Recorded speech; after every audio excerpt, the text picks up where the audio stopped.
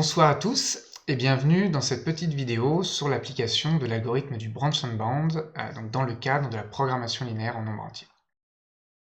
Alors pour faire ça, on va utiliser un petit exemple que j'ai emprunté à Léo Liberty. Donc c'est un petit problème de programmation linéaire en nombre entier, donc les variables doivent prendre des valeurs entières et on a simplement deux variables et deux contraintes. Alors avant de poursuivre la vidéo, je vous invite à essayer de le faire à la main, donc de résoudre ce problème par branch and bound en résolvant la relaxation linéaire de façon graphique. Voilà. Venez ensuite poursuivre la vidéo pour découvrir la suite. Alors la première chose qu'on fait dans le branch and bound, c'est qu'on résout au nœud racine donc la relaxation linéaire. Donc on remplace les contraintes d'intégralité des domaines par des contraintes de positivité. C'est-à-dire qu'on autorise les variables à prendre des valeurs fractionnaires. Donc la relaxation linéaire, c'est une relaxation du problème, et comme on est en maximisation ici, ça va nous donner une borne supérieure. Alors si des fois au nœud racine on obtenait une solution entière, on aurait trouvé la solution optimale. Sinon, évidemment, il va falloir procéder au branch and bound. Alors faisons la résolution graphique ensemble de cette relaxation linéaire. Donc ici, j'ai représenté x1 en abscisse, x2 en ordonnée, ainsi que les deux contraintes du problème. Donc chaque contrainte définit une région qui est non réalisable et puis une région réalisable. Ce sont des demi-espaces. Alors je ne reviens pas là sur la façon de les représenter, on en a déjà parlé, mais j'avance, donc je représente aussi la fonction objectif. Alors là j'ai représenté une ligne de niveau, et puis la fonction objectif comme un vecteur orthogonal à cette ligne, et qui indique aussi dans quel sens cette fonction objectif augmente, puisqu'on cherche à maximiser. Alors quand on résout graphiquement, on va essayer de déplacer cette ligne dans la direction de l'objectif, et le dernier sommet qu'on va croiser, de ce polytope ici, va correspondre à là où une solution optimale. Donc ici, c'est celui-là, d'accord ? Et on a la solution optimale de notre problème. Alors comme on a envie des valeurs de x1, x2, puis la valeur de l'objectif, ce qu'on peut faire simplement, c'est que comme on sait que le point qui nous intéresse est à l'intersection des deux contraintes, on peut tout à fait résoudre un petit système d'équations. On a remplacé les inégalités par des égalités. Alors ici, une fois qu'on a écrit ce système, c'est assez rapide. On peut faire la différence entre la ligne 1 et la ligne 2 pour éliminer le terme en 2x1 et puis obtenir très vite la valeur de x2. On peut ensuite remplacer dans une des équations et obtenir ainsi les coordonnées du point qui nous intéresse. On obtient du coup la valeur de l'objectif ici, 51/4. Donc on va devoir résoudre la relation linéaire à chaque nœud de ce branch and bound. Donc ça, c'est une façon de faire pour être efficace peut-être en TD à l'examen, c'est que graphiquement, on identifie le sommet optimal et puis on résout le système d'équations correspondant, et ça, c'est assez rapide à faire. Voilà, alors voilà la situation, on a le nœud racine et on a résolu la relaxation linéaire, qui vaut donc 12,75. Alors je vais faire un petit dessin dont vous allez vite avoir l'habitude, où j'ai représenté sur un axe la valeur de l'objectif, et puis ce qui nous intéresse, c'est d'encadrer la valeur optimale. Donc ça, c'est une démarche qui est classique pour nous. On cherche toujours à raisonner et à encadrer la valeur optimale. Voilà, à la fois par des bornes supérieures et des bornes inférieures. Alors ici, comme la relaxation linéaire vaut 12,75, on a déjà une borne supérieure. On sait que toute solution réalisable, entière donc, va prendre une valeur plus faible que 12,75. Et si c'est le cas de toute solution entière, c'est aussi le cas de la solution optimale. Alors ensuite, comme on cherche des solutions entières, il va falloir brancher ou arbitrer les variables qui sont fractionnaires.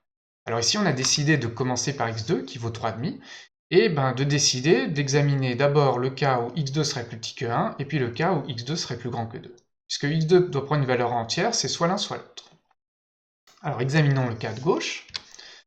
Dans le cas de gauche, on a rajouté dans notre représentation graphique la contrainte x2 inférieur ou égal à 1. Donc on a supprimé de la région réalisable tout cet espace-là. Alors on peut identifier graphiquement le sommet correspondant à l'optimum en suivant la direction de l'objectif, et puis on obtient z qui vaut 11,5. Alors à nouveau, comme tout à l'heure, ayant identifié ce sommet, je pourrais résoudre le petit système d'équations qui correspond, puisque j'ai x2 égale 1, et je sais que je m'intéresse aussi à cette contrainte bleue ici. Donc, ayant x2 égale 1, je remplace x2 dans cette égalité, et j'obtiens tout de suite x1 qui vaut 5,2. Voilà, alors je reviens pas là-dessus, mais vous pouvez procéder comme ça efficacement. Et puis à droite, si on fait la même chose, donc on a posé x2 supérieur ou égal à 2 et on a supprimé toute cette région-là. Donc la région réalisable se limite maintenant à un petit triangle ici, et on a une valeur pour la régression linéaire qui vaut 12,5. Alors si on regarde la situation actuelle, on a une nouvelle information, c'est-à-dire que dans toute solution, soit x2 est plus petit que 1, soit x2 est plus grand que 2. Donc d'un côté, on peut avoir au mieux 11,5, et de l'autre, on peut avoir au mieux 12,5. Donc globalement, on ne pourra jamais avoir mieux que 12,5. Donc on a une nouvelle bande supérieure, que j'indique ici à nouveau sous mon axe. On a progressé un peu dans nos raisonnements. Alors là, il y a un commentaire que je voudrais faire, c'est que si on regarde bien, en fait, les coefficients de l'objectif sont des entiers. Et comme les variables doivent prendre des valeurs entières, en fait, toutes les valeurs objectives dans ce petit exemple sont entières. Ce qui nous permettrait, avec cet argument, de réduire notre bande supérieure de 12,75 directement à 12. Alors je ne le fais pas ici parce que ce n'est pas un argument qui est vraiment général, c'est un argument qui exploite l'intégralité des coefficients de la fonction objective. D'accord? Et ce n'est pas toujours le cas. Mais c'est vrai qu'on pourrait aller plus vite ici avec cet argument. Voilà. Alors si on revient à notre branch and bound, eh ben, on a deux nœuds ouverts ici, avec des valeurs fractionnaires. Donc on va explorer le sous-arbre de ce nœud-là. Et comme x1 est fractionnaire, c'est sur x1 qu'on va brancher. Alors d'un côté, on a x1 plus petit que 1, de l'autre, x1 plus grand que 2. De ce côté-là, on est venu couper la pointe du triangle, hein, puisque x1 doit être inférieur ou égal à 1, donc on vient supprimer tout ce qui est plus grand que 1, et on obtient 12,33. De l'autre, on supprime tout ce qui est inférieur ou égal à 2, donc tout ça, donc on supprime toute la région réalisable qu'on avait, et on n'a plus de solution réalisable. Voilà, alors, si on regarde la situation à nouveau, on a un nœud fermé, pas de solution réalisable, deux nœuds ouverts, et le mieux qu'on puisse avoir maintenant, c'est 12,33 en fait. Donc on a fait un tout petit progrès sur la bande supérieure de notre objectif. Donc, on peut continuer, on choisit d'explorer ce nœud ouvert, et cette fois, la seule variable fractionnaire étant x2, cette tiers, on arbitre x2. Et d'un côté, x2 est plus petit que, on impose d'un côté que x2 soit plus petit que 2, et de l'autre plus grand que 3. Et de ce côté-là, dans quelle situation on se retrouve? Si on regarde bien, on avait mis x2 plus grand que 2 et x2 plus petit que 2, ça fait x2 égale 2. Donc on est sur une droite x2 égale 2, puis comme x1 est plus petit que 1, en fait on est sur un petit segment qui est indiqué ici. Alors on optimise sur ce petit segment, l'objectif va dans ce sens-là, donc le point optimal est ici, et là on trouve une solution entière, notre première solution entière, 1, 2 qui vaut 11. Donc voilà notre première solution réalisable. Alors, comme on est dans un problème de maximisation, on a trouvé une borne inférieure pour notre problème. Et on a enfin un premier encadrement de notre valeur optimale. Donc on pourrait s'arrêter là, mais on va évidemment aller au bout. On pourrait s'estimer content, je veux dire, à ce stade. Mais si on va au bout, si on examine l'autre branche, x2 supérieur ou égal à 3, eh bien, on trouve une nouvelle solution entière dans le coin tout en haut à gauche, ici, qui vaut 12. Donc, on trouve une solution qui améliore la meilleure solution connue. On peut la remplacer et mettre à jour notre borne inférieure qui vaut maintenant 12. Voilà, alors, examinons la situation. On a trois nœuds qui sont fermés, un nœud irréalisable, deux nœuds correspondent à la solution entière, il n'y a plus rien à explorer donc, et puis un nœud ouvert ici. Et si on regarde bien, sur ce nœud ouvert, on sait que toute solution qui serait dans ce sous-arbre ne peut valoir plus que 11,5. Donc en fait, on n'a aucune raison d'aller explorer ce sous-arbre puisqu'on connaît déjà une solution meilleure qui vaut 12. Donc on va élaguer ce sous-arbre, et ça c'est le principe fondamental du branch and bound. Dès qu'on peut prouver que le sous-arbre correspondant ne contient pas de solution améliorante, c'est-à-dire des solutions qui seraient potentiellement meilleures que la meilleure qu'on connaisse, on élague le nœud. Et pour faire cette preuve, on s'appuie sur la relaxation linéaire, qui comme c'est une relaxation, elle nous dit le mieux qu'on puisse faire dans ce sous-arbre. Donc ici, on ne pourra jamais faire mieux que 12 et on élague le nœud correspondant. Donc ça, c'est vraiment le mécanisme central dans le branch and bound, ce processus d'élagage des nœuds en exploitant la relaxation linéaire. Donc on voit qu'on a finalement fermé tous les nœuds et qu'on a prouvé que z d'étoile, que la valeur optimale valait 12. Voilà, donc voilà l'exécution de notre algorithme de branch and bound. Alors, je vais terminer simplement en parlant un peu de formulation, pour prendre un peu de recul là-dessus. Si je reviens sur le modèle qu'on avait pour ce problème, j'ai remis à ce nouveau sa représentation graphique ici à l'origine.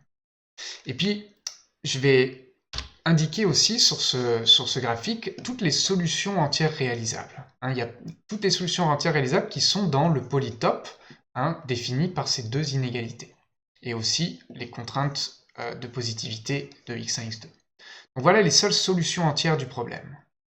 La solution optimale, on l'a vu, étant celle en haut à gauche.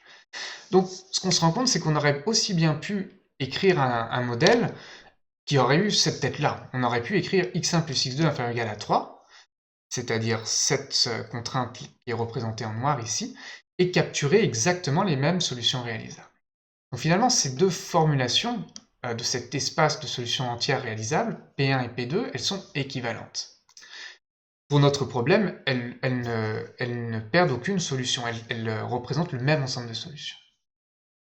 Donc ça, c'est le premier point, c'est que P1 et P2 sont deux formulations de la même région réalisable.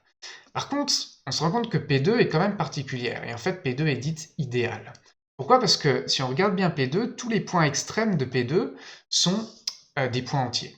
Qu'est-ce que ça veut dire? Ça veut dire que si on résout la relaxation linéaire dans P2, on va tomber sur une solution entière, puisque vous le savez, la relaxation linéaire, elle nous donne un point extrême du polytope.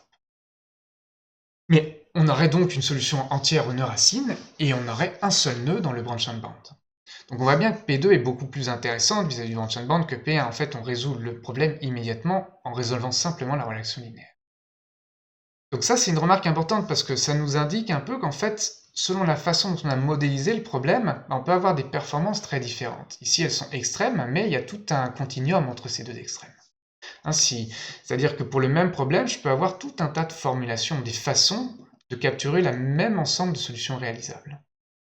Des systèmes d'inégalités linéaires, des polytopes qui contiennent exactement les mêmes points réalisables. Donc les remarques, c'est qu'il existe souvent de nombreuses formulations, et que différentes formulations ont des relations linéaires différentes. Et que ça affecte l'efficacité du branch and band. Pourquoi? Parce qu'on a vu, le processus qui permet d'élaguer les nœuds dans le branch and band, il exploite, lui, la relaxation linéaire. Donc plus la relaxation linéaire est de bonne qualité, moins va y avoir de nœuds dans le branch and band.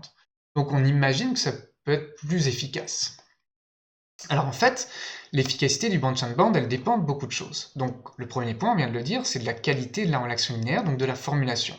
Ça, c'est vous qui la produisez, vous faites votre modèle, hein, donc vous êtes responsable de ce point-là. Il y a un deuxième point, c'est qu'en fait, il faut résoudre la relation linéaire à chaque nœud. Donc il y a toujours un compromis entre le temps passé à résoudre la relation linéaire et le nombre de nœuds explorés. Ça, c'est important parce qu'on peut faire des fois des formulations qui ont énormément de contraintes pour avoir une très bonne relation linéaire, mais qui sont du coup très longues à résoudre par le simplex, dont le temps est en pratique un peu proportionnel au nombre de contraintes. Donc il faut avoir conscience de ce compromis. Le dernier point que vous connaissez déjà, c'est que l'efficacité peut aussi dépendre des choix de branchement qu'on fait, c'est-à-dire les variables qu'on choisit à arbitrer, hein,